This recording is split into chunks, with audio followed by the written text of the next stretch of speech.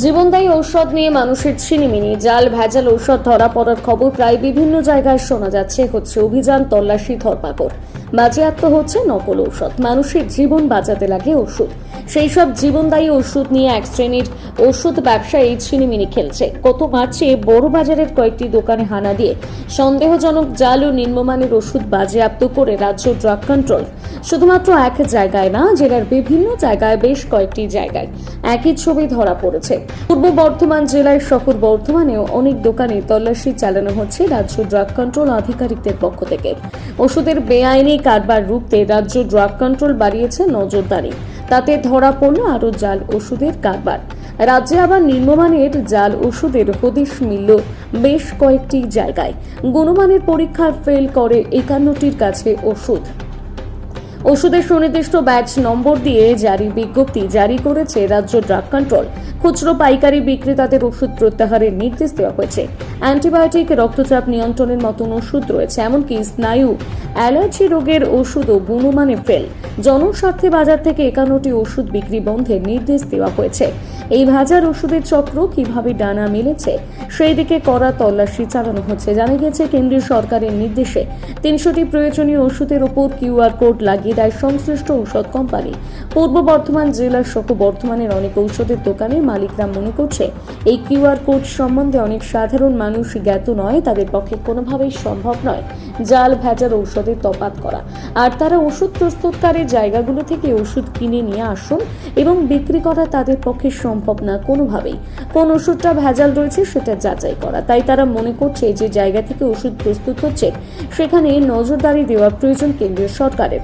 অনেক সাধারণ মানুষ জানাচ্ছে, এখন লিপ্ত প্রয়োজনীয় জিনিস হয়ে উঠছে ওষুধ। ওষুধ নিয়ে এত রমরমা ব্যবসা চালাচ্ছে কিছু অসাধু ব্যবসায়ী, তাদের বিরুদ্ধে কড়া পদক্ষেপ নেওয়া প্রয়োজন এমনটাই মনে করছে। জীবনদায়ী ওষুধের এই ভেজাল কারবার একটি মানুষের জীবন চলাচলে অনেকটা ভয়ঙ্কর হয়ে উঠতে পারে। রোগ সারানোর বদলে মৃত্যুর মুখে ঠেলে দেওয়া হচ্ছে এক প্রকার। অনেক রোগী এখন নিরাপদ বোধ করছে না এই ঔষধ সেবনে।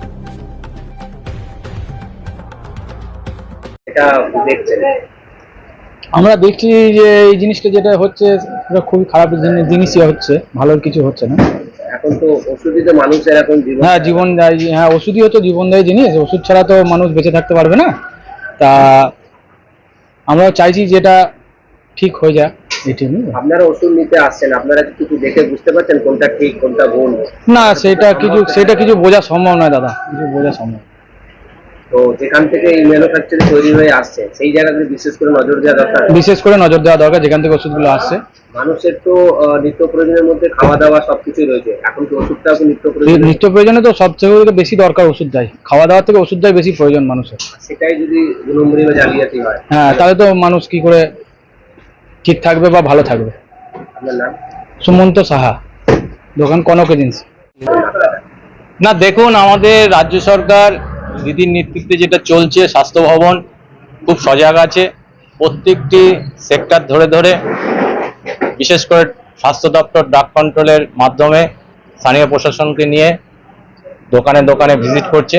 কলকাতার দু একটা দোকানে পিউসিএস ড্রাগ বলছে, কিন্তু সরকার ঘোষণা করছে না পিউসিএস ড্রাগ, সেটা বলছে নিম্নমানের ধরা পড়েছে। কিন্তু আমরা এটুকু বলতে পারি যে ট্রেডার হিসাবে বর্তমানে এখনো সেই রকম কোনো পরিস্থিতি তৈরি হয়নি।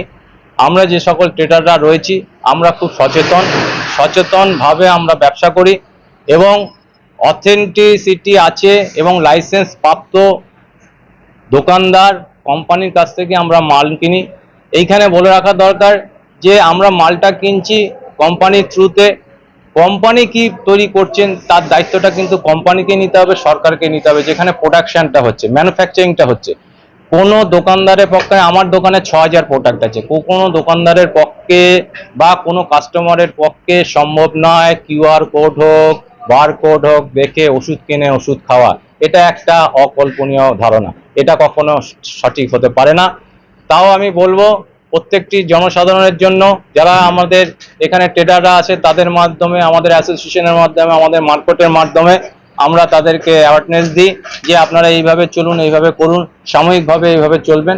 আজ পর্যন্ত বর্ধমান শহরে এই রকম ওষুধের কারবার এখনো পর্যন্ত হয়নি। আগামী দিনে কি হবে তার জন্য আমরা সচেতন আছি। পরিচয়টা বলুন। আমার নাম হচ্ছে শঙ্কর শাহ, আমি শর্মা এন্টারপ্রাইজের প্রোপাইটার। পাওয়া গেছে কি দেখে গেছে? আমাদের সৌভাগ্যের বিষয় যে Kalyani market Kolkata medicine wholesale মার্কেটের পরে পশ্চিমবঙ্গের অন্যতম গুরুত্বপূর্ণ একটা ঔষধের মার্কেট। এই কল্যাণী মার্কেটে ড্রাগ কন্ট্রোল থেকে ইন্সপেক্টররা এসেছিলেন, বিভিন্ন দোকানে নজরদারি চালিয়েছেন, র্যান্ডাম স্যাম্পলিং করেছেন, কিন্তু সৌভাগ্যের বিষয় আমাদের এখান থেকে কোনো দোকানদারের কাছ থেকে, কোনো হোলসেলারের কাছ থেকে বা কোনো রিটেলারের কাছ থেকে কোনো ভেজাল, জাল, নকল ওষুধ ইত্যাদি পাওয়া যায়নি। আমরা আমাদের সকল হোলসেলার বন্ধু এবং রিটেলার বন্ধুদের কাছে আমরা নিয়মিতভাবে একটা অ্যাওয়ারনেস ক্যাম্প চালাচ্ছি, তাদের কাছে সচেতনামূলক বিভিন্ন কর্মসূচি করছি। আমরা বলছি যে আপনারা নির্দিষ্ট জায়গা বা অথরাইজড ডিস্ট্রিবিউটরের কাছ থেকে ওষুধ কিনুন, নির্দিষ্ট পারচেজ ইনভয়েস সহকারে ওষুধ কিনুন এবং পারচেজ বিল দিয়ে মানে সেল বিল দিয়ে কাস্টমারকে বিক্রি করুন। এবং কাস্টমারদের আমরা সচেতন করছি যে আপনারা ব্যাচ নাম্বার মিলিয়ে, এক্সপায়ারি ডেট মিলিয়ে আপনারা ওষুধ নিন। এটা দুর্ভাগ্যের বিষয় যে কেন্দ্রীয় ভ্রান্ত ওষুধ নীতির জন্য আজকে আমাদের সমস্যা। যে জায়গা সরকারের নিবন্ধীকরণ করা উচিত সেই জায়গাটা না করে সম্পূর্ণ দায়িত্ব আমাদের ট্রেডার্সের উপরে দাঁড়াচ্ছে এবং তার জন্য কিছু দুর্নীতিগ্রস্ত অসাধু কারবারিরা এই চক্রটাকে সারা রাজ্য, সারা দেশব্যাপী এটাকে চালিত করেছে। আমরা আমাদের সাধারণ ক্রেতা বন্ধু যারা রোগী, পেশেন্ট, যারা ডাক্তারের দেখিয়ে প্রেসক্রিপশন নিয়ে আমাদের রিটেলার বন্ধুদের কাছ থেকে খুচরো ওষুধ নিতে আসেন, তাদেরকে আমরা বলবো যে আপনারা ছাড়ের দিকে যাবেন না। এই যে 20% ছাড়, 25% ছাড়, 30% ছাড়, এই ছাড়ের দিকে গেলে আপনারা বিপদে পড়বেন। কারণ এই অসাধু চক্র সারা ভারতবর্ষে ছড়িয়ে আসে এবং পশ্চিমবঙ্গ, বর্ধমান জেলাতেও ছড়িয়ে পড়ছে আস্তে আস্তে। তারা অতিরিক্ত মুনাফার জন্য লোভ দেখিয়ে নকল ওষুধ বা জাল ওষুধ তারা মার্কেটে ছড়িয়ে দিচ্ছে। কিন্তু সৌভাগ্যের বিষয় আমাদের বর্ধমান জেলাতে এখনো সেভাবে কোনো নকল বা জাল ওষুধ পড়েনি। আপনার নামটা বলুন। আমার নাম রূপক সরকার, আমি সাহা সিন্ডিকেটের কর্ণধার।